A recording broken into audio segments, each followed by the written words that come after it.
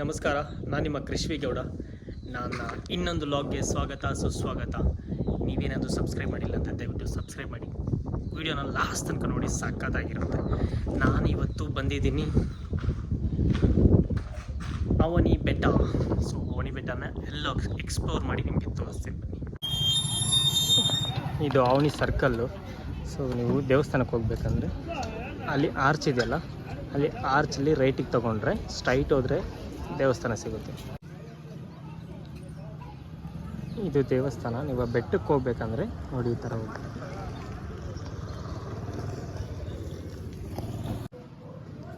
ಇಲ್ಲಿ ದೇವಸ್ಥಾನಕ್ಕೆ ಎಂಟ್ರಿ ಆಗಿದ ತಕ್ಷಣ ಒಂದು ಸೂಚನಾ ಫಲಕ ಇದೆ. ಸೊ ಟ್ರೆಡಿಷ್ನಲ್ ಡ್ರೆಸ್ ಮಾತ್ರ ಇರುತ್ತೆ ಇಲ್ಲಿ, ಡೀಸೆಂಟ್ ಡ್ರೆಸ್. ಮಂಟಪ ಇದೆ. ಸೊ ನಿಮಗೆ ಸ್ಟಾರ್ಟಿಂಗ್ ಬರ್ತಾನೆ ಒಂದು ದೇವಸ್ಥಾನ ಇದೆ. ಬನ್ನಿ ತೋರಿಸ್ತೀನಿ ಏನು ದೇವಸ್ಥಾನ ಅಂತ. ಇದು ಇಲ್ಲಿರುವಂತಹ ಗಂಜಿ ಮಂಟಪ. ನೆಕ್ಸ್ಟ್ ಹಂಗೆ ನಡ್ಕೊಂಡು ಹೋದರೆ ಇಲ್ಲಿನ ಪ್ರಮುಖ ದೇವಸ್ಥಾನ ಬಂದ್ಬಿಟ್ಟು ರಾಮಲಿಂಗೇಶ್ವರ ದೇವಾಲಯ. ಅದನ್ನು ಒಳಗಡೆ ಕ್ಯಾಮ್ರಾ ಅಲೋ ಇಲ್ಲ, ಅದು ಟ್ರೈ ಮಾಡೋಣ ಬನ್ನಿ.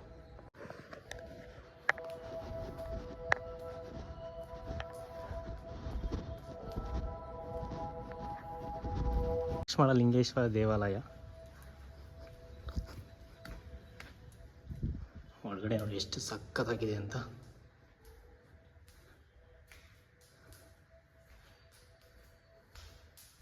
ಇಲ್ಲೊಂದು ದೊಡ್ಡದೊಂದು ಶಿವಲಿಂಗ ಇದೆ.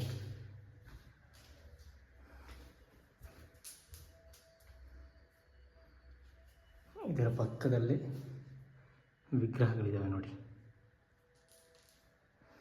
ಬಸವಣ್ಣ ಇದೆ.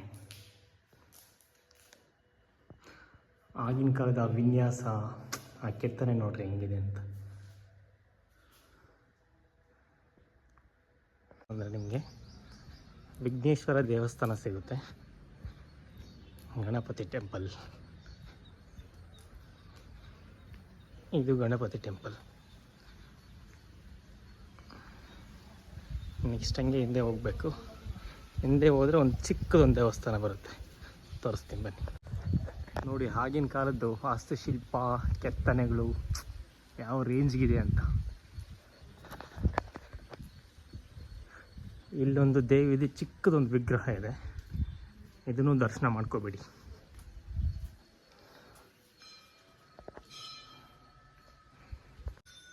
ಇಲ್ಲಿ ಭರತೇಶ್ವರ ದೇವಸ್ಥಾನ ಐತೆ, ಅದನ್ನು ತೋರಿಸ್ಬಿಡ್ತೀನಿ ಬನ್ನಿ.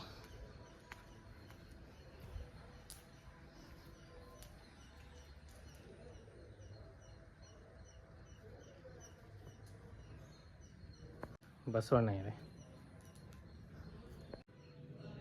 ಹಿಂಗೆಲ್ಲ ಇಲ್ಲಿದೆ ನೋಡಿ. ಈ ಕಡೆಯಲ್ಲಿ ಬಂದರೆ ಲಿಂಗೇಶ್ವರ ದೇವಾಲಯ. ಇದು ಲಿಂಗೇಶ್ವರ ದೇವಾಲಯ. ಇದು ಆಪೋಸಿಟಲ್ಲೇ ಒಂದು ವಾಲಿ ಸುಗ್ರೀವ ದೇವಾಲಯ ಅಂತ ಇದೆ. ಇಲ್ಲಿ ಒಂದು ಶಿವಲಿಂಗ ಇದೆ.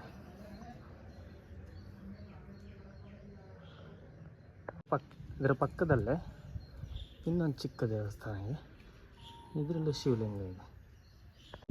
ಇಲ್ಲಿ ನವಗ್ರಹಗಳಿದ್ದಾವೆ.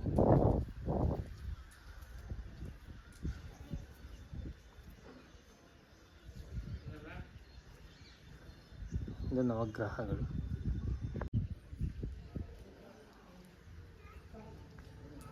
ನೆಕ್ಸ್ಟ್ ಇಲ್ಲೊಂದು ಕಲ್ಯಾಣಿ ಇದೆ. ಈಗ ನಿಮಗೆ ಕಲ್ಯಾಣಿ ತೋರಿಸ್ತೀನಿ ಬನ್ನಿ. ಇದೆ ನೋಡಿ ಕಲ್ಯಾಣಿ. ಮಳೆ ಬಿದ್ದಾಗ ಮೇಲ್ಗಡೆ ಬೆಟ್ಟದ ಮೇಲೆ ಬರೋದ್ರಿಂದ ನೀರೆಲ್ಲನೂ ಇಲ್ಲಿ ಬಂದು ಕಲೆಕ್ಟ್ ಆಗುತ್ತೆ. ಸಖತ್ತಾಗಿದೆಯಲ್ಲ. ನೆಕ್ಸ್ಟ್ ನಾವು ಅಲ್ಲೊಂದು ದೇವಸ್ಥಾನ ಇದೆಯಲ್ಲ, ಅಲ್ಲಿಗೂ ಹೋಗೋಣ ಮತ್ತು ಇಲ್ಲಿಗೂ ಹೋಗೋಣ. ಸರಿ ಬನ್ನಿ, ಹೋಗೋಣ.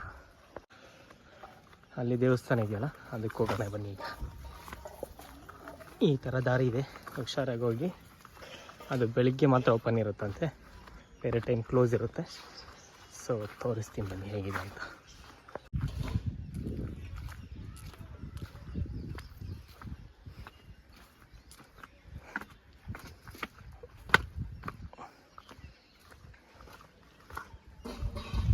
ಬಂತು. ಇದೆ ನೋಡಿ ದೇವಸ್ಥಾನ. ಈಗ ಕ್ಲೋಸ್ ಆಗಿದೆ, ಸೊ ಮಾರ್ನಿಂಗ್ ಮಾತ್ರ ಓಪನ್ ಇರುತ್ತೆ. ಬೆಟ್ಟದ ಮೇಲೆ ಹತ್ತಬೇಕಂದ್ರೆ ಇದೆ ಸ್ಟಾರ್ಟಿಂಗ್ ಪಾಯಿಂಟು, ಇಲ್ಲಿಂದನೇ ಹತ್ತಬೇಕು. ಸೊ ಈಗ ಹತ್ತೋಣ ಬನ್ನಿ. ರಾಮಾಯಣದಲ್ಲಿ ಯುದ್ಧ ಎಲ್ಲ ಮುಗಿದ್ಮೇಲೆ ಮತ್ತೆ ಸೀತೆ ಮಾತೆಯವರು ಮತ್ತೆ ಕಾಡಿಗೆ ಹೋಗೋ ಪರಿಸ್ಥಿತಿ ಬರುತ್ತೆ. ಆಗ ಅವರು ಈ ಅವನಿ ಬೆಟ್ಟದಲ್ಲಿ ಬಂದು ವಾಸವಾಗಿರ್ತಾರಂತೆ. ಈ ಸ್ಥಳದಲ್ಲೇ ಲವ ಮತ್ತು ಕುಶ ಅವರಿಗೆ ಜನ್ಮ ನೀಡ್ತಾರೆ. ಅವರು ಇಲ್ಲೇ ಬೆಳೆದು ದೊಡ್ಡವರಾಗ್ತಾರೆ. ಇಲ್ಲಿ ವಾಲ್ಮೀಕಿ ಆಶ್ರಮ ಸಹ ಇದೆ. ಅವರು ಮತ್ತೆ ಅಶ್ವಮೇಧ ಯಾಗ ಮಾಡಿ ಈ ಸ್ಥಳದಲ್ಲೇ ರಾಮನ ಜೊತೆ ಯುದ್ಧ ಸಹ ಮಾಡ್ತಾರಂತೆ.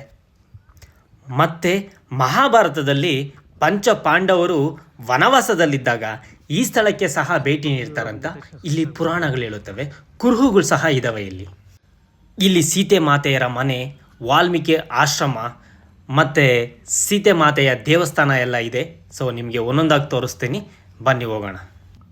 ಇಲ್ಲಿ ಸ್ವಲ್ಪ ಹೋಗೋದು ಕಷ್ಟ ಇದೆ, ನೋಡ್ಕೊಂಡು ಮುಂದೆ ಹೋಗಬೇಕು. ಬನ್ನಿ ಈಗ ಹುಷಾರಾಗಿ ಹೋಗೋಣ. ಈಗ ಬಂತು ನೋಡಿ ಬಂಡೆಗಳು.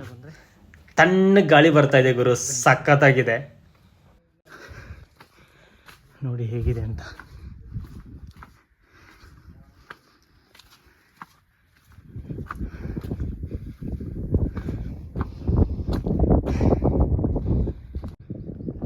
ಇದು ಮೇಲೆಯಿಂದ ವ್ಯೂ ನೋಡಿ ಹೇಗಿದೆ ಅಂತ, ಸಕ್ಕತ್ತಾಗಿದೆ ಅಲ್ಲ.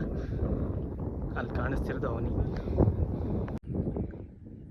ಈ ದೇವಸ್ಥಾನಕ್ಕೆ ಬಂದು ನೀವೇನಾದರೂ ಅಂದ್ಕೊಂಡು ಕಲ್ಲುಗಳನ್ನ ಈ ಥರ ಜೋಡಿಸಿದ್ರೆ ಅದು ನೆರವೇರುತ್ತಂತ ಇಲ್ಲಿ ಜನರು ನಂಬ್ತಾರೆ. ಅವಂತಿಕಾ ಕ್ಷೇತ್ರ, ಶ್ರೀ ವಾಲ್ಮೀಕಿ ಪರ್ವತ, ಶ್ರೀ ಮಹರ್ಷಿ ವಾಲ್ಮೀಕಿ ಮೂಲಾಶ್ರಮ ಆ ಕಡೆ ಇದೆ, ತೋರಿಸ್ತೀನಿ ಬನ್ನಿ.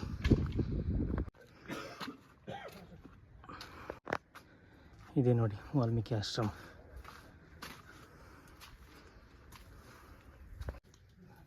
ಬನ್ನಿ ಒಳಗಡೆ. ಆಶ್ರಮ ನೋಡಿ ಹೇಗಿದೆ ಅಂತ. ಇಲ್ಲೇ ವಾಲ್ಮೀಕಿ ಅವರು ಇದ್ದಿದ್ದು. ಇಲ್ಲಿ ಯಾವುದೋ ಒಂದು ಚಿಕ್ಕ ಗುಹೆ ಇದೆ, ಭಯ ಆಗ್ತಿದೆ ಅವೇನಾದ್ರು ಇರುತ್ತದ ಅಂತ. ನೋಡಿ ಎಷ್ಟು ಭಯಂಕರವಾಗಿದೆ ಅಂತ, ಸಖತ್ತಾಗಿದೆ ಅಲ್ವಾ. ಇದೇ ವಾಲ್ಮೀಕಿ ಆಶ್ರಮ. ಈಗ ನಿಮಗೆ ಪಂಚಪಾಂಡವರ ದೇವಾಲಯ ತೋರಿಸ್ತೀನಿ. ಅದು ವಾಲ್ಮೀಕಿ ಆಶ್ರಮ ಕೆಳಗಡೆನೇ ಇದಿರೋದು. ಬನ್ನಿ ಹೋಗೋಣ. ಇದೇ ಪಂಚಪಾಂಡವರ ದೇವಾಲಯ ಅಂತೆ, ನೋಡ್ಕೋಬೇಡಿ.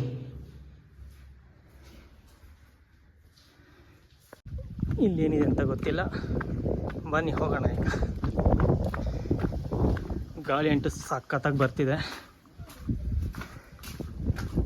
ಹೇಗೆ ಹೋದ್ರಿ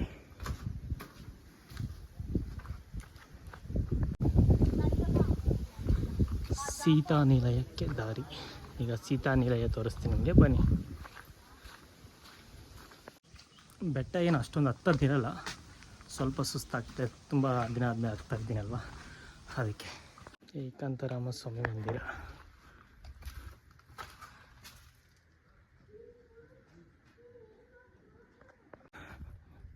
ಹೀಗೆ ಹೋಗ್ಬೇಕು ಸ್ವಲ್ಪ ದೂರ. ಬನ್ನಿ ಕರ್ಕೊಂಡು ಹೋಗ್ತೀನಿ ನಿಮ್ಮನ್ನು. ಇದೇ ಲಕ್ಷ್ಮಣ ತೀರ್ಥ. ಸೀತೆಗೆ ಬಾಯಾರಿಕೆ ಆಗುತ್ತಂತೆ. ಆಗ ಲಕ್ಷ್ಮಣನು ಬಾಣ ಬಿಟ್ಟು ಈ ನೀರನ್ನ ತೆಗಿತಾನಂತೆ. ಸೊ ಇದು ಇದರ ಕತೆ. ಇದನ್ನೇ ಲಕ್ಷ್ಮಣ ತೀರ್ಥ ಅಂತ ಕರೀತಾರೆ ನೋಡಿ. ಸೊ ಹೀಗೆ ಮೇಲಕ್ಕೆ ಹೋಗೋಣ ಬನ್ನಿ.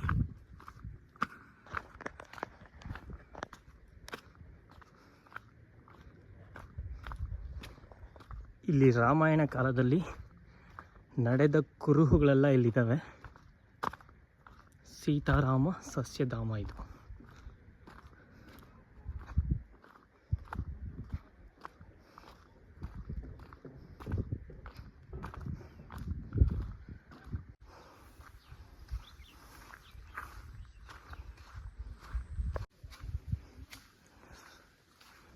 ಶ್ರೀರಾಮ ಅವರು ಶಿವಲಿಂಗಕ್ಕೆ ಪೂಜೆ ಮಾಡುತ್ತಿರುವ ದೃಶ್ಯ. ಹೇಗೆ ಮೇಲೆ ಹತ್ತಬೇಕೀಗ. ಸಖತ್ತಾಗಿದೆ ಗುರು ಅವನಿ ಬೆಟ್ಟ. ನೀವು ಒಂದ್ಸಲ ಬಂದು ನೋಡಿ, ಸಖತ್ ಇಷ್ಟ ಆಗುತ್ತೆ ನಿಮಗೆ.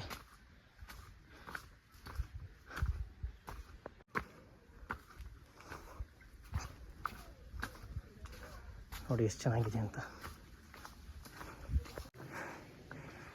ದೇವಸ್ಥಾನ ಬರ್ತಾ ಇದೆ ಸ್ವಲ್ಪ ದೂರ. ಸೀತಾ ಪಾರ್ವತಿ ಎಂಬ ಸನ್ನಿಧಿ.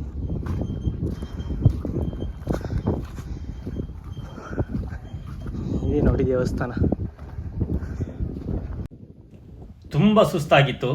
ಈಗ ಮೇಲೆ ಬಂದಿದ ತಕ್ಷಣ ಒಂಥರ ಪ್ರಶಾಂತವಾಗಿದೆ, ಮನಸ್ಸಿಗೆ ಸ್ವಲ್ಪ ನೆಮ್ಮದಿ ಬಂತು. ವ್ಯೂ ಅಂತೂ ಸಖತ್ತಾಗಿದೆ ನೋಡಿ. ಅಲ್ಲಿ ಕಾಣಿಸ್ತಿರೋದೆ ಅವನಿ. ಎಷ್ಟು ಚೆನ್ನಾಗಿದೆ ನೋಡಿ. ಮಿಸ್ ಮಾಡೋಕ್ಕೆ ಹೋಗಬೇಡಿ. ನೀವು ಒಂದ್ಸಲ ಬಂದು ವಿಸಿಟ್ ಮಾಡಿ, ಪಕ್ಕ ನಿಮಗೂ ಇಷ್ಟ ಆಗುತ್ತೆ ಗುರು.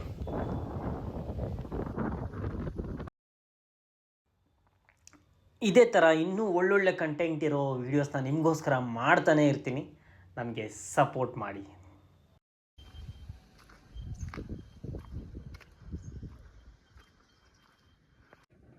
ಐ ಹೋಪ್ ಈ ವಿಡಿಯೋ ನಿಮಗೆ ಇಷ್ಟ ಆಯಿತು ಅಂದ್ಕೊತೀನಿ.